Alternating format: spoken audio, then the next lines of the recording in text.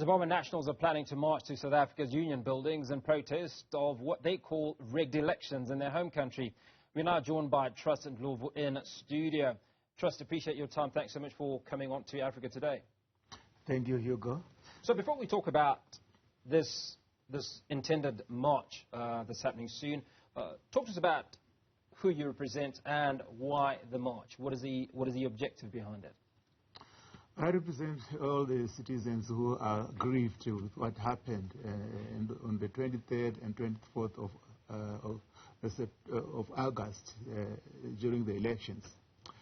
Now, why we are marching, why we are demonstrating, we are actually asking President Ramaphosa in particular to say, can you accept and respect the findings of SADC in the SADC report, which actually states that the elections were not free and fair and credible, that the whole electoral process was flawed, that there were so many issues that were manipulated by ZEC, that ZEC was found wanting, that the outcome of these elections, they did not meet the standards of SADC guidelines, that even according to the Constitution of Zimbabwe, the Constitution was violated, according to even to ZEC Electoral Act, it also was violated.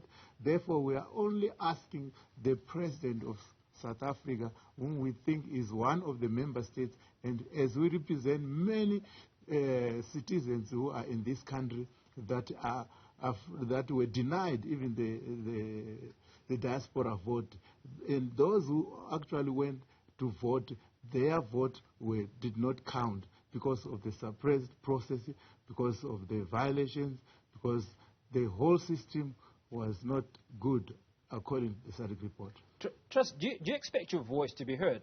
And the reason I ask is because the very people that you speak of, I mean, you talk about SADC, let's talk about the African Union, and many other bodies that came to witness the voting in Zimbabwe, and all of them came out with a single stance, if you will, and that there were discrepancies between what would have been a free and fair election. And the majority have said that the election parameters were not proper, and the Constitution in many instances was violated. But these are the same people that you're appealing to in the instance of President Cyril Ramaphosa or the South African government.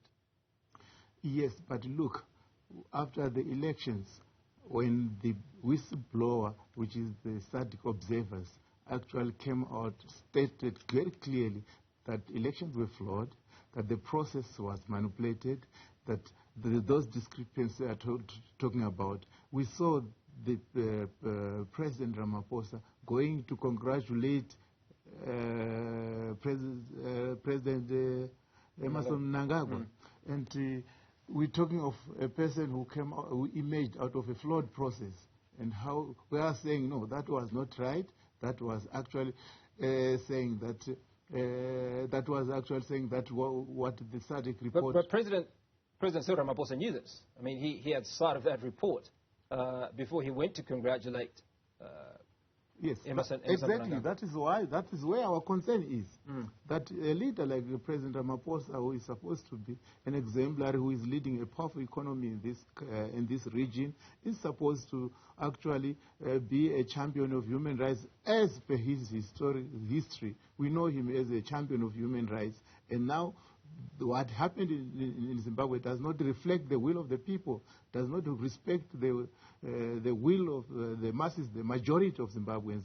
Because what came out very clearly is that the majority rule, the majority interests were not taken into consideration. The majority interests were not respected, because once a SADC report, which represents an authority higher than ZEC, because that shows that it was supposed to be respected. ZEC, we know, is an internal body, electoral body. It cannot carry authority over SADC report. And then the other thing is that President Ramaphosa knows very well that authority is driven from the people. And this did not happen. We have seen that even the people who were there, even after the elections, no one was happy, including the people in ZANU-PF. They were not happy. Everybody knew what was happening. Even President Ramaphosa knew what was happening. Funny enough, even the secretary of the ANC knew that people wanted Chamisa. He actually made it very clear that people loved Chamisa, President Chamisa. They loved, they have their people, and people voted according to their interests. And unfortunately, elections were manipulated.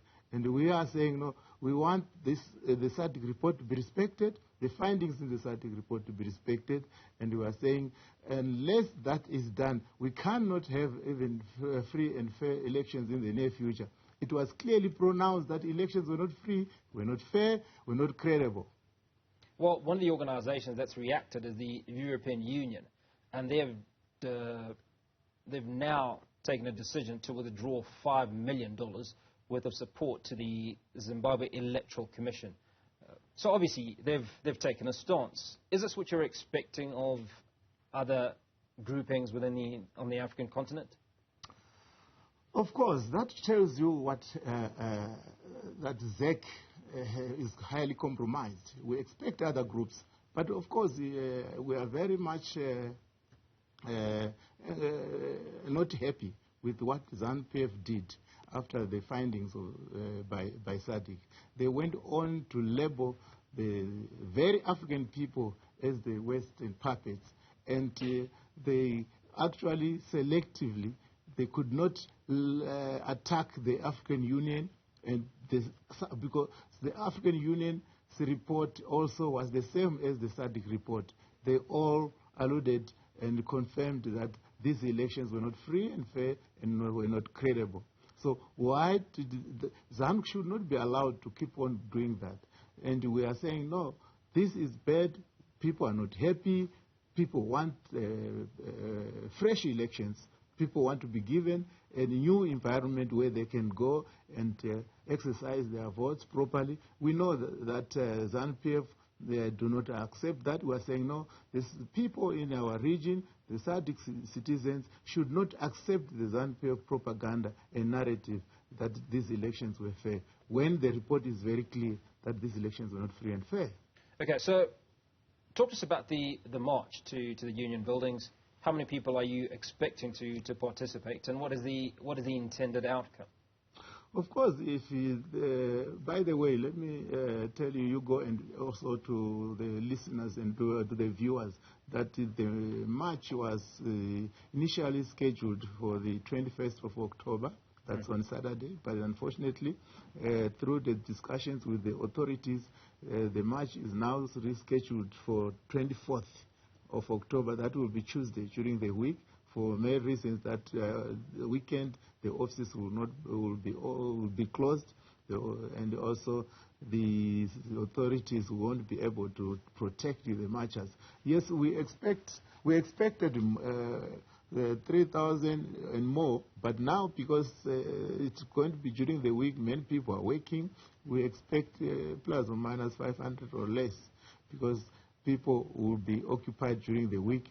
But it's a good march. We expect it to have an impact, because we expect even South African citizens, all people in this country, if they want solutions on issues like immigration, on issues of xenophobia to be resolved, they should support this march, because these are Zimbabweans who are trying to fix their own country. They need support. And I'm quite sure that South Africans are very concerned with the presence of mainly even illegal immigrants in this country.